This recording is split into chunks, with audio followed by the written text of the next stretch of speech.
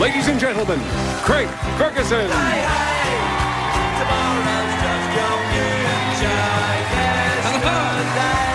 Hi, everybody, welcome.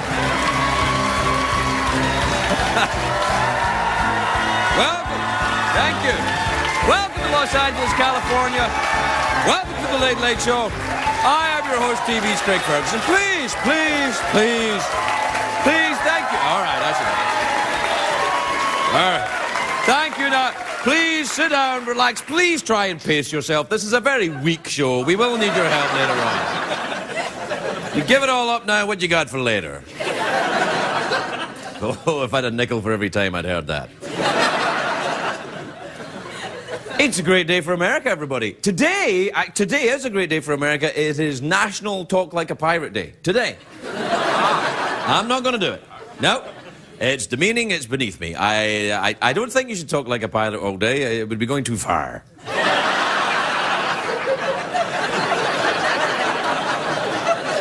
Can't help myself. All right, that's enough. Oh, today, of course, O.J. Simpson was formally charged. 7 felonies. 7 felonies. He says if he knew how much trouble he was going to get into, he would have just murdered the guys. That way, you know, get it out of the way. The other trial, the Phil Spector trial, is a terrible mess as well. The judge ordered the jury to come to an agreement about this guy. There you go. You got to figure out.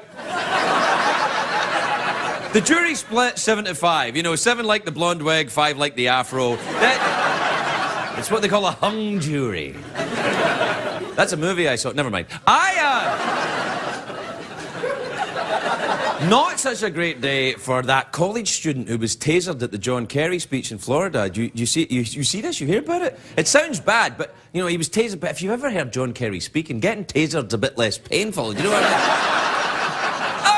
I can still hear him. Taser me again, bro. Taser me again. No, it's not. More ringing. Anyway, you know what? I was on the internet today. I'm doing the Googling, and I found this story. A giant meteorite landed near Lake Titicaca.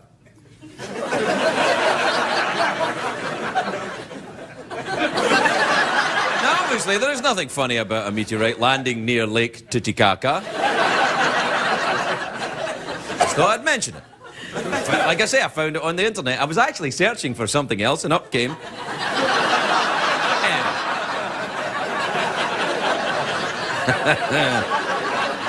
But that's too much about me already, I think. You know, the big story today is actually from Belgium. I never thought I would say that sentence in my life, but it is. Someone put the entire country of Belgium on eBay. Look at that. They did so. I know, it was for sale. The bidding got up to $10 million, which is insane. Who would pay that much for Belgium? Come on. I'm kidding. I like Belgium. If you don't know where Belgium is, it's kind of like the Canada of France, really, Belgium. Let's see, have you got a map there? There you are, you got Bora, and then Neverland, Narnia, Belgium right there. And there, that one in there. It's a lovely country. Of course, this Belgium for sale on eBay was a hoax. You can't buy Belgium on eBay. How would they ship it to you? Now, it turns out the whole country was put on eBay by a disgruntled Belgian. Apparently there are some disgruntled Belgians. Which, I mean, I suppose that would imply that there's plenty of gruntled Belgians as well. You know, there's actually a place up on Hollywood Boulevard you can get a gruntled Belgian for $50. Very relaxing.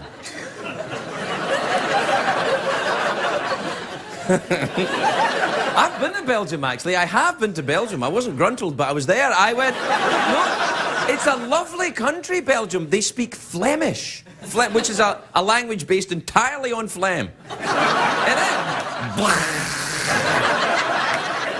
They love Donald Duck over there in Belgium. No, they got a lot of great things there. They got, in Belgium, they got the, give me a minute.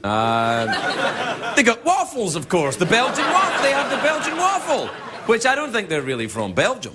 It's just like the English muffins aren't really from England. Just because something sounds English, it doesn't mean it's English. Like Madonna, you know. We're living in a material world. All right, Governor.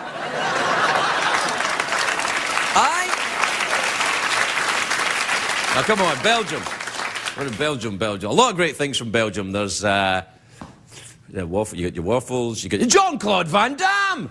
Jean-Claude Van Damme, he's the muscles from Brussels. He was the thinking man Steven Seagal. He was the poor man's Dolph Lundgren. Van Damme was fantastic. See, do we have a picture of Van Damme? No!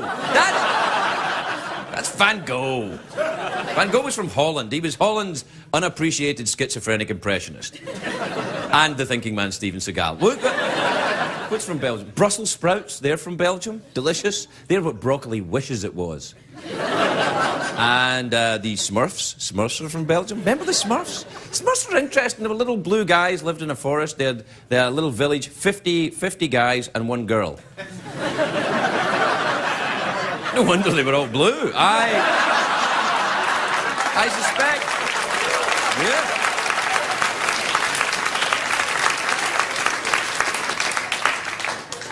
I suspect parts of them were bluer than others. I think you know what I'm saying. So you get... oh, it's one of those days, isn't it? So you get the Belgium, you get the Smurfs, the waffles. Oh, you know what they make in Belgium? The best beer I ever tasted in my life. It's called Duvel. D-U-V-E-L. It's Flemish for devil. It's like 500% alcohol. It's crazy, this stuff. It's like, you know, it's banned under the Geneva Convention. It's amazing. You know, I tried it for the first and only time when I was in Amsterdam. Because, you know, Holland's near Belgium. They had this Belgian beer there. And I thought, you know, I had a couple of these Duvels. I was like, this is amazing. Why even bother having a hash cookie? This stuff is crazy. I thought, why bother having a hash cookie? Then I thought, well, you should never drink on an empty stomach, I thought. So I had, you know, a couple of hash cookies and some more Duvels, and I woke up in a shop window wearing a corset. No. Good times. That's when I had my first gruntled Belgian, actually, was that. I wonder what happened to those sailors. Anyway, look, Belgium, that's what I'm talking about. So it turns out Belgium wasn't for sale, which is fine with me. I wouldn't have bought Belgium at any price. I wouldn't want a whole country. I just want an island. I'd like an island. Marlon Brando, he had an island. He turned into an island, Marlon Brando, but he had his own island. Nicolas Cage has just brought an island as well. A 40-acre island in the Exuma archipelago. No, I don't know where it is either. I think it's near Lake Titicaca, I'm not sure. Probably. Do you know what, if I had my own island, though, you know what I'd want in it? I'd want a hollowed-out volcano. So I could put in a giant laser beam. Because and the James Bond villains have always got their own island, hollowed-out volcano, giant laser beam. And then I could be a Bond villain. Be like, hello, Mr. Bond. Welcome to my island, where I hunt the greatest game of all, man. So you're saying you like man? Yes, but not in a gay way, Bond. That's why I'm stroking this cat.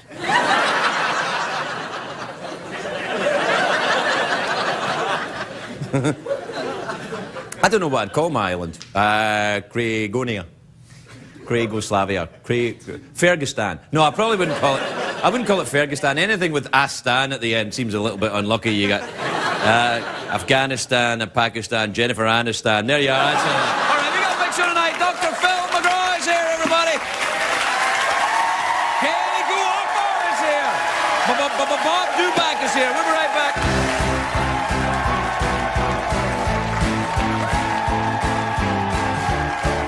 The Late Late Show with Craig Ferguson, sponsored by Viagra.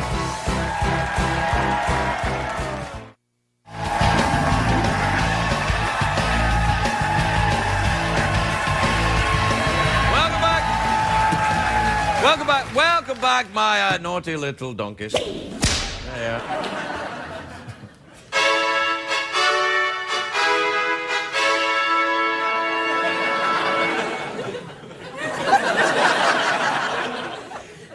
Wasn't that pleasant?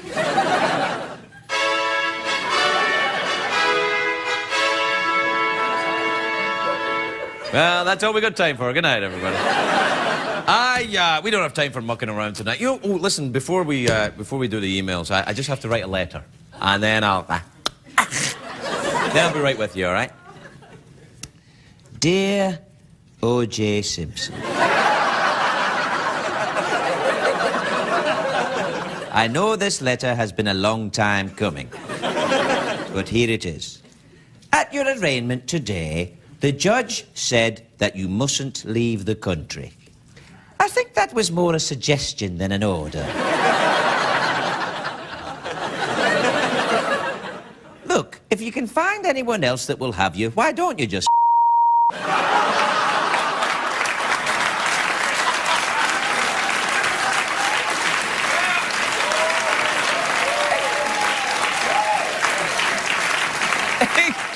Excuse me, I'm trying to write a letter. This is private. Yours, etc., TV's Craig Ferguson. All right, get that in the mail and get it out there, will you?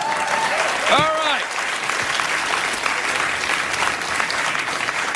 Let's see, are we time for an email? We'll do an email, right? Yeah, we'll do one. Yeah. All right. Let's see, oh, no. Oh, here's one. This is from Flora in British Columbia, which is, isn't that Canada?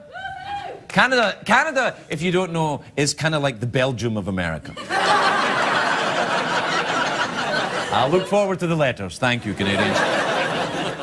I'm outraged. Sorry for writing to you. I am...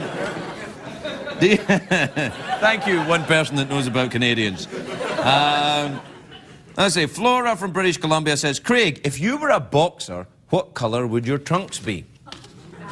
You know, it's a question I get asked all the time, that. I have to say, I don't even know if I would wear trunks. No, I would want to strike fear into the heart of my opponent.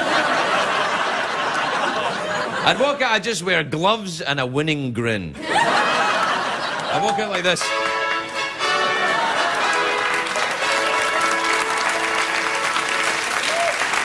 That's all the emails I've got time for. I can't be mucking around. You watch these commercials, then come right back. We'll be right back, everybody.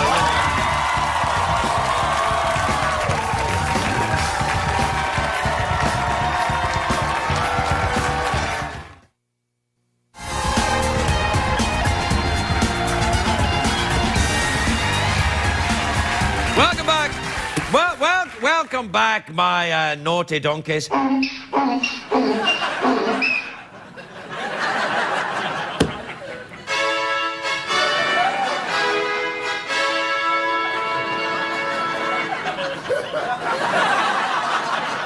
I'm practicing for regional car commercials that I'm going to do once I get fired from here. We've got low, low prices.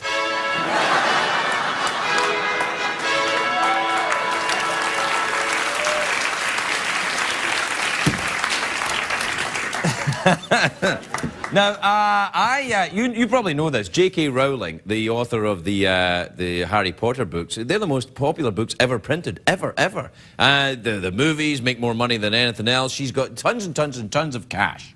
And now she's set her sights on conquering the world of daytime television. Take a look at this. It's the J.K. Rowling Show. Here's J.K.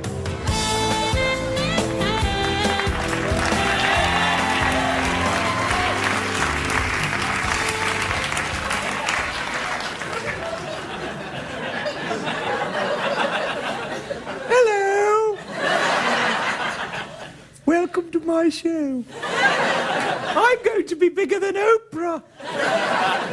She made $116 million last year. Do you know what I call making $116 million? Tuesday. I'm rich! Look! Look! I'm rich! Rich!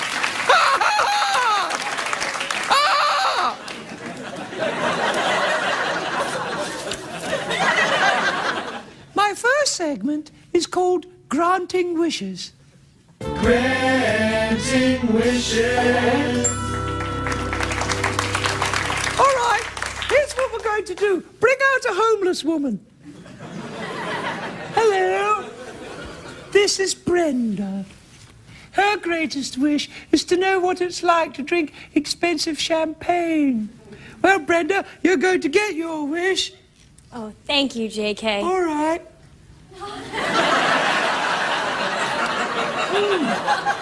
It's really lovely. That's what I like to drink, expensive champagne. Don't touch it. No, off you go. I don't like poor people.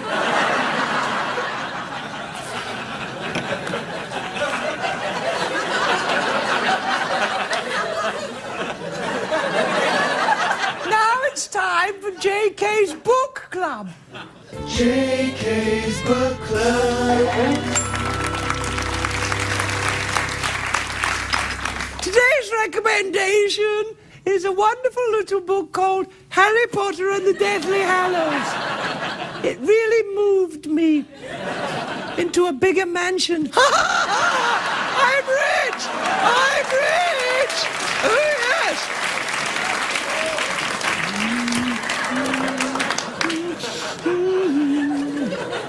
Speaking of authors, please welcome my next guest, self-help expert, Dr. Nigel St. Damien. Hello. It's an honor to have such a brilliant author on the show. Thank you, JK. No, not you. I was talking about me. Now.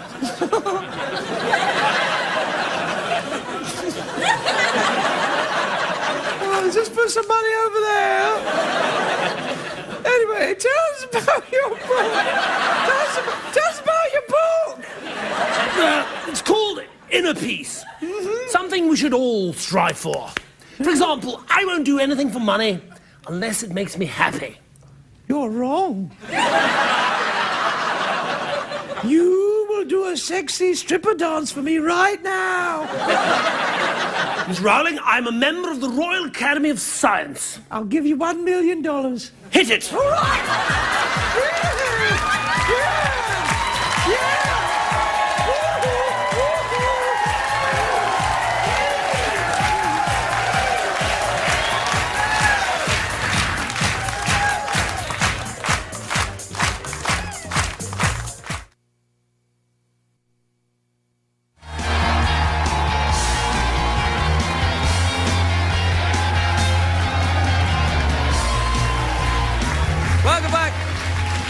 Welcome back, my filthy pigeons.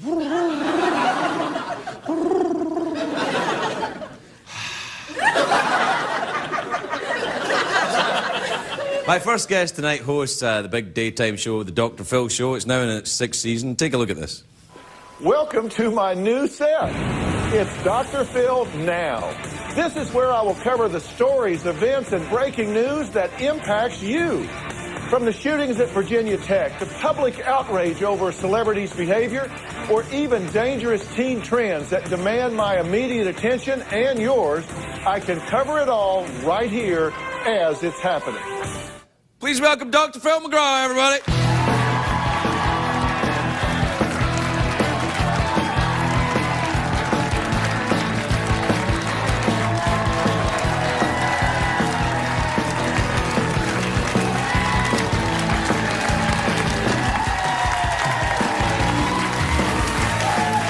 Phil, welcome.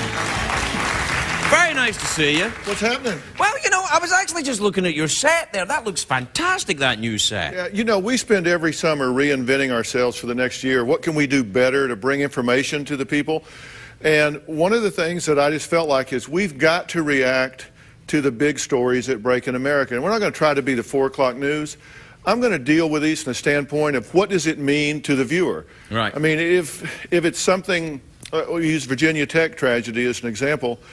You know, people are wondering, gosh, what's a paranoid schizophrenic? My uncle's supposedly paranoid schizophrenic. I need to be afraid of him. What do I tell my kids that are going to school? How does this affect me? That's the way we're going to be doing those stories. And anything that has an effect on the viewer and they want to know what it means, how to deal with it, what to say to their children, whatever, we're going to do that story. And you need to have a big... no, absolutely. You need to...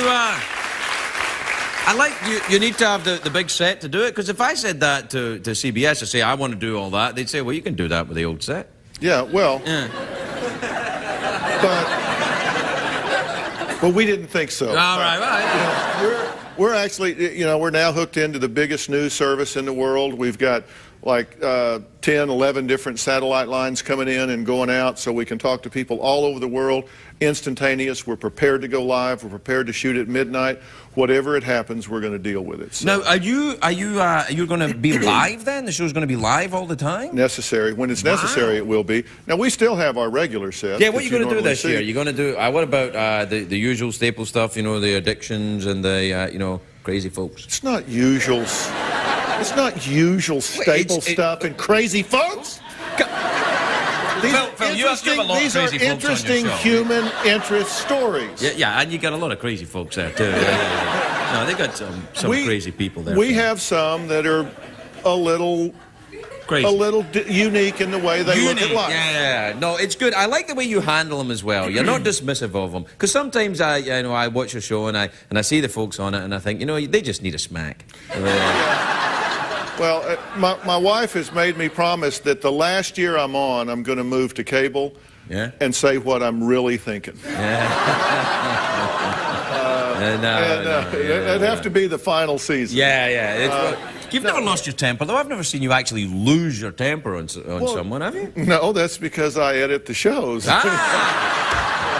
I don't. Smart. No, I don't lose my temper about it. But I mean, I'm pretty straight with them about it. I mean, you're straight? Yeah. Don't be so disappointed. Hey, you know what I wanted to ask? That breaks your heart. Yeah, it does actually. I kind of like. You know what I wanted to ask you about? You're a pilot, right? You do you're a private pilot. You fly around. You see. You know, because I've talked to you about this before. I'm terrified of flying. I've been taking flying lessons to try and combat my fear. How about that? Oh, my God. Thanks for the warning. Yeah, I'm just saying. So you haven't soloed? I haven't soloed yet. Well, okay. Not in a plane. Yeah. You're back to the previous I'm talking about the earlier on thing now. Yeah. Okay. No, so you're actually flying like a Cessna? I'm flying like a Cessna 172. I go up there and I'm kind of... Other pilots are like, yeah. Well, that'll get you over your fear. But no, I've been a pilot since I was 16. Really? Do you have your own? Do you have a little plane? Do you have a little fly around? I have a plane. Yeah. Really? Yeah. And you fly it places? No, I don't. Oh, right. I have pilots that fly it. I don't fly myself anymore, but I still have my pilot's license. You do? How long did did it take you a long time to get it? Because it seems to me like I've been working at this for a long time. I've got 8 hours I've been doing this. 8 hours in the plane. Yeah. How long is it going to take, man? I mean, that's outrageous to turn somebody loose in a $10,000 missile over a civilized, populated area. I can't imagine. I don't fly planes worth $10,000. Are you crazy? It took me like a month. It takes people, you got to have like 40, 50, 60 hours. Yeah, that's right. You got 8, so you're on the way, but you'll solo soon, where they just pull up, get out, and turn you loose. I'll solo tonight. Yeah? So are you going to fly tonight? No, I'll solo tonight. Thanks for that. We should go into vaudeville together. You know, do you think that's the way to combat your fears? Though you're Dr. Phil, right? I'm doing the right thing. Like, run up to your fear and look at it right in the eye. That's the way to do it, isn't it? That's one way. What's the other way? I'd rather do it the other way, because this way's terrifying. Drive. But it's the whole thing about, it's something I have to do in my life. No, listen, I think that one of the best things you can do is understand it. You get out there and fly around, you'll understand that you get on airliners, you don't like it, but you do it, right? Sure, all the time. And you are much safer in a small plane than you are on an airliner. Oh, thanks very much for that. I mean, it's true. Really? It's true. You can glide and land anywhere in one of those planes. I've done it several times. Really? Did you run out of gas? Well, sort of. Yeah. That's a common one, isn't it? People raise I mean, the mechanical things do break, so I mean, you got to be prepared to go down in a fiery ball. What are you afraid of? What frightens you? Oh, wacky interviews. You're not frightened of anything like that. I can't imagine you'd be frightened of much. The only thing that I would have to say that I have a genuine fear of is something happening to one of my children. Well, of course, I mean, that's the thing, because you feel powerless. You know, it's just terrifying. Your kids are out there, they're driving. My son Jay's a pilot, and so is he a psychotherapist as well, your son? No. He's a lawyer. He's a lawyer. Oh, but he doesn't. Congratulations. No. You could probably retire now. No, we put him in rehab and got him. Get it done early. No, he doesn't practice law. He's actually in television. He produces. And but you worry about your kids. That's the thing where you feel powerless, and I've often said if something happened to one of my kids, you just have to take me to the dump. I mean, I don't know. I know. And when I have people on the show that have lost a child early, I mean, I'm just... Worst thing that can happen to a person. I mean, I have a hard time talking to them. I have a hard time discussing it. You're making a little bit of a change in the show this year, apart from the set thing. You're going to actually talk a little bit more about the celebrity culture, right? Because you haven't talked... Because I was going to talk to you about the Britney Spears thing and, you know, all of that, these kind of actresses and singers that are crashing and burning. Are you going to look at that? Well, you know, we are, and I'll tell you why.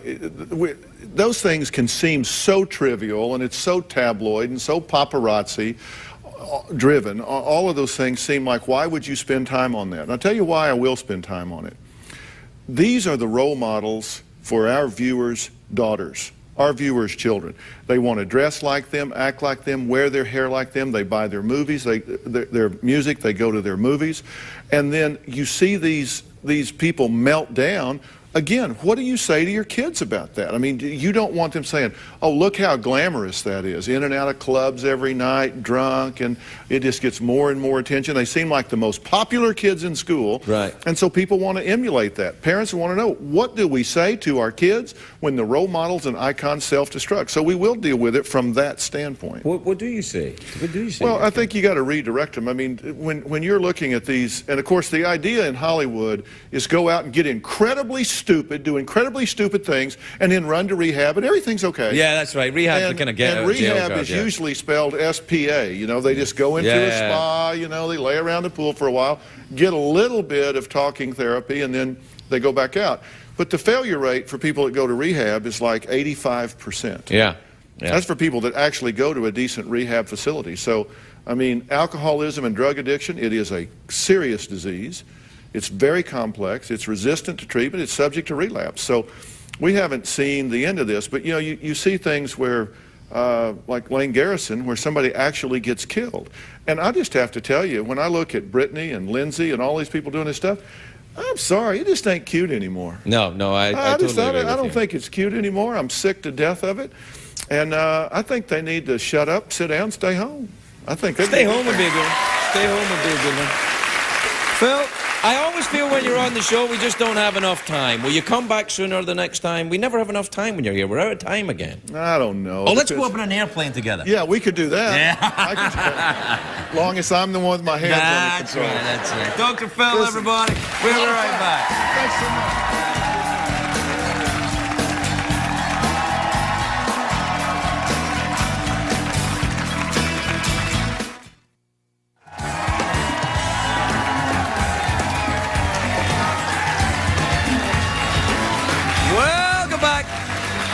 Welcome back, my frisky ponies. My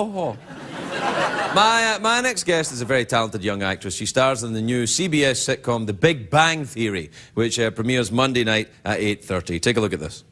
I'm a Sagittarius, which probably tells you way more than you need to know. Yes, it tells us that you participate in the mass cultural delusion that the sun's apparent position relative to arbitrarily defined constellations at the time of your birth somehow affects your personality.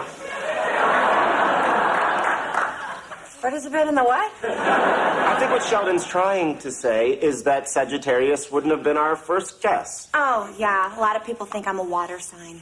Okay, let's see. What else? Oh, I'm a vegetarian, except for fish. And the occasional steak. I love steak. Please welcome Kaley Cuoco, everybody. Kaley Cuoco.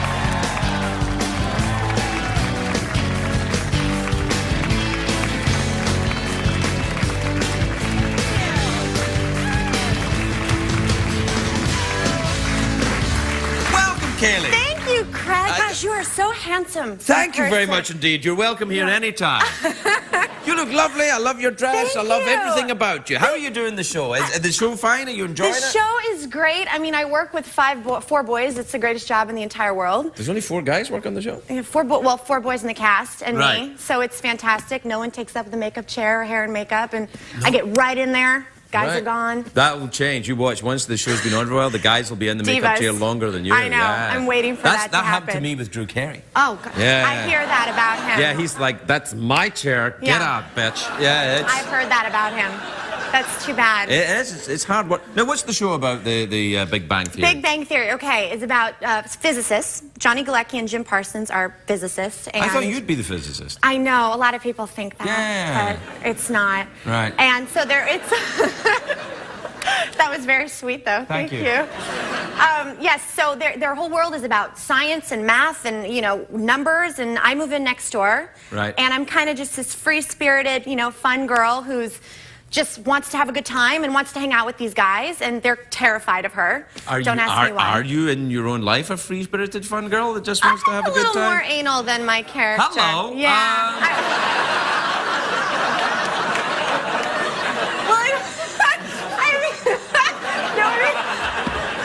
We can cut that out. It can only go down uphill from here. Yeah, Okay. there you go. No, I'm a little bit more high-strung, but you know, Penny's very easygoing, so it's been really fun to play her. That's nice. Yeah. And now, what you live here in California? You from Yes, California? I'm a Valley girl. Are you really? I know, and I love it. What I part love of the valley? I live in Sherman Oaks. Oh, and you I can love see it. that from here, and right my over address there. Is, yeah. There you are. Yeah. That's awesome. Yeah, I love the valley. Do you do all the? Do you surf and skateboard and have you got a lot of tattoos? No, I don't surf or skateboard. What No, about the tattoos? I have one little tattoo. Oh, really? It's not really a big deal. Yeah, it's tiny. No, it's not. What is it of? It's a little, you know, Chinese. I don't even know what it means, to be honest with you. It was one of the, yeah. You do? I think it So says know what I mean. dumb blonde. No, I don't. I don't. Really? No, I don't. Where did you get it done? Not what part of your body. Where I mean, where? This is so dumb. This dumb little tattoo parlor. It was so stupid. I actually called my mom. I woke up and I called my mom, I'm heading out to get a tattoo. And she goes, She go crazy? No, she laughed. She goes, well, is it of a cross? And I go, no, but you're so cute. But it was, you know, she just thought it would be sweet if I had a Well, I think it is sweet, and I like that you've got it in a It's hidden. You can't see it anywhere. Right. Yeah. I can't ever see it. No. Okay. Well, maybe. Maybe one day. No, Let's see how good this interview goes. Okay. Steady on. So the whole showbiz thing. Yes. Treating you very well. Showbiz is You've been an showbiz. actress for a long time, though, haven't you? You've been doing You know this what? for a I while. have since I was like 5. Can you believe Really? that? Did you really want to do it when you were 5? I mean, really? Yeah. I've got the greatest family in the world, greatest parents. I always loved to do it. No, come on. The Osmonds No. are the greatest family okay, in you're the right. world. Sorry. Second greatest parents. Right. Greatest parents in the world. Always said do whatever you wanted to do, and I loved it. I basically, when I see a camera, I get very excited. So I'm just, you know, a camera. I've been like that since I was little. That's not a camera, is it? There's 4 in here. 4 cameras. So I was kind of born, you know. Yeah, no, I like that. I thought you were going to tell me that wasn't a camera. I was going to die. It is, right? I can't see myself, but I think it is. It's one of the old-timey camera phones. There's nothing there. No, it's a camera. Okay, Otherwise, good. how could we see you? I know, you're right.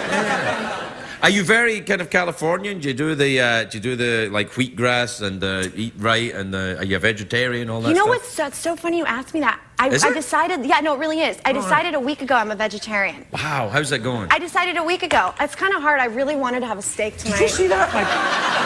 Sorry, the picture just fell on my desk. I know. That was really creepy, That wasn't was it? weird. Yeah, I hate Do you that. have a Hang on a ghost second. in I here? better do my noise for that. Oh, wait. Hold on. Oh, I love these. I liked the one where you were the car salesman. That's very impressive. Thank you. Well, do you drive a Prius? Do you drive the... No, I'm not that weird. No. Right. But you're vegetarian. No, well, I'm a vegetarian as of last week. Right. I'll probably change my mind tomorrow. I really want a steak tonight, so. Yeah, oh my yeah. God, it's like the clip. I swear I didn't mean to do that. Like the clip where never no mind. one's judging Everyone's you here. like, You're I don't amongst remember. friends. It's all right. No, I was a vegetarian for a year. You know what got were? me? Yeah, and then I was in an airport one morning, smelled a bacon sandwich. And you wanted it. Gotcha. Bacon will get you every time. I was like, no. I know. For a year, though, that's really I know, good. I know. And then, oh, no. Yeah. I don't blame you. I like bacon, too. Bacon, it's nature's candy. I'm telling you, it'll last like a week. Nature's candy. Kelly, it's lovely to meet you. Thank Good you. luck with the show. Thank Kaley Cuoco, you. everybody. We'll be right back with Bob Dubac.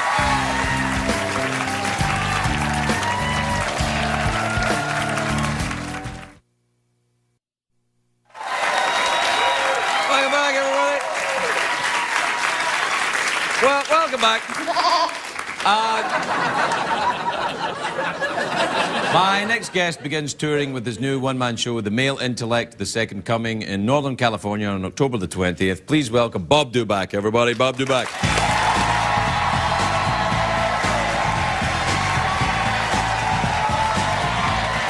Okay, fine.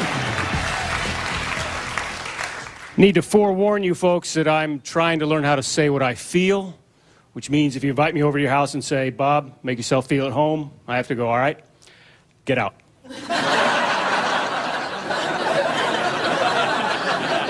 Because we're not saying what we feel anymore.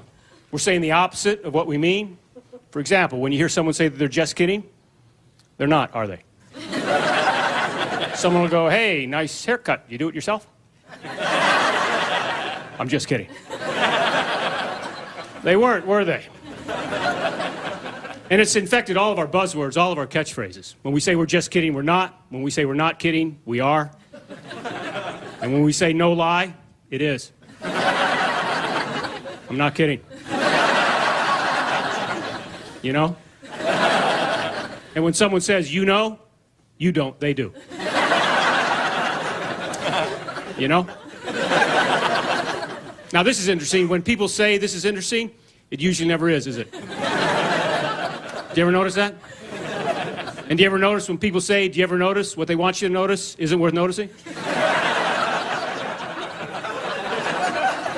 you ever notice that? Isn't that interesting? When people preface what they say with, this may sound stupid, there's no may about it. It's going to be stupid. It's going to be stupid in May and the other 9 months. Just kidding. Now, when people say, hey, I'm just saying, after they said something, that means what they were saying wasn't worth saying because they had to remind you that they said it. When people say that's a fact, the truth is, they have no idea. And anytime anybody says, don't worry, we'll figure it out, worry, because you're going to have to figure it out all by yourself.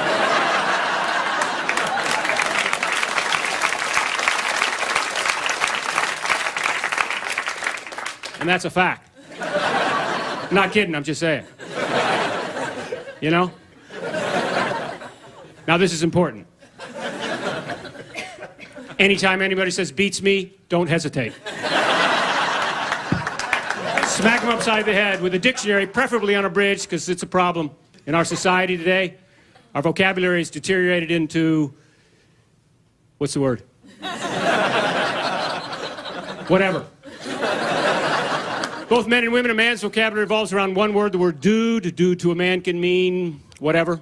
It can be a statement, dude. It can be a question, dude. It can be astonishment, dude. It can be impatience, dude. We have more dudes in our vocabulary than ever existed on a ranch. And ladies, yours isn't much better. Your vocabulary is a little larger than ours, so it revolves around two words. First word is, oh my God. Oh my God, oh my God, oh my God!